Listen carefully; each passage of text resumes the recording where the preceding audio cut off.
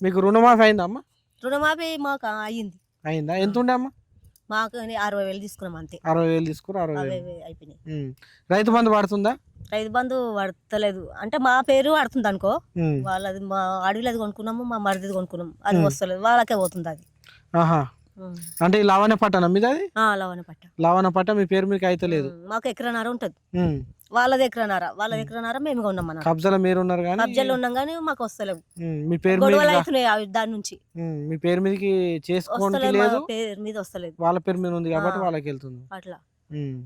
అలా ఏంది మంచిగా చేస్తలేవు, పింఛన్లు వస్తలేవు, పింఛన్లు లేని వాళ్ళకి ఇండ్లు వస్తలేవు, ఇండ్లు రావాలి కదా, ఉమ్, అన్ని రావాలి, ఇండ్లు లేవు, ఎవరికి లేవు. ఉమ్, మేము కష్టపడి పని చేసుకొని బతుకుతున్నాం, ఇల్లు కట్టుకున్నాం, ఉమ్, కట్టుకున్నా దాని మీద రావంటారు ఇప్పుడు వాళ్ళు. ఉమ్, మళ్ళీ ఎట్లా చేయాలి?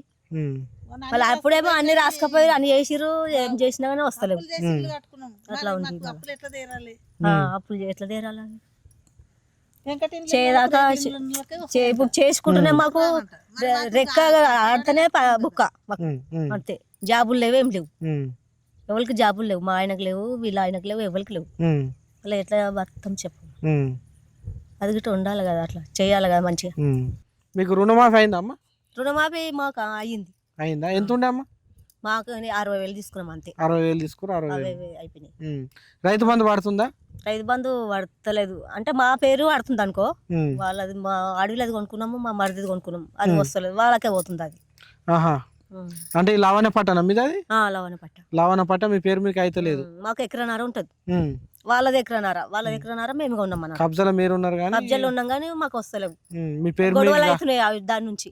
మీ పేరు మీదకి చేసుకోవడానికి వస్తలేదు, లేదు, మా పేరు మీద వస్తలేదు, వాళ్ళ పేరు మీద ఉంది కాబట్టి వాళ్ళకి వెళ్తుంది అట్లా. ఉమ్. అలా ఏంది మంచిగా చేస్తలేవు, పింఛన్లు వస్తలేవు, పింఛన్లు లేని వాళ్ళకి ఇండ్లు వస్తలేవు, ఇండ్లు రావాలి కదా, ఉమ్, అన్ని రావాలి, ఇండ్లు లేవు, ఎవరికి లేవు. మేము కష్టపడి పని చేసుకొని బతుకుతున్నాం, ఇల్లు కట్టుకున్నాం, కట్టుకున్నా దాని మీద రావంటారు ఇప్పుడు వాళ్ళు. మళ్ళీ ఎట్లా చేయాలి? మళ్ళీ అప్పుడేమో అన్ని రాసుకపోయి అన్ని చేసిర్రు, ఏం చేసినా కానీ వస్తలేవు, అట్లా ఉంది. అప్పులు ఎట్లా తీరాలి?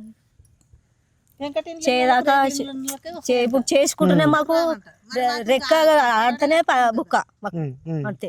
జాబులు లేవు, ఏం లేవు, ఎవరికి జాబులు లేవు, మా ఆయనకు లేవు, వీళ్ళ ఆయనకు లేవు, ఎవరికి లేవు. అలా ఎట్లా బతుకుతాం చెప్పు?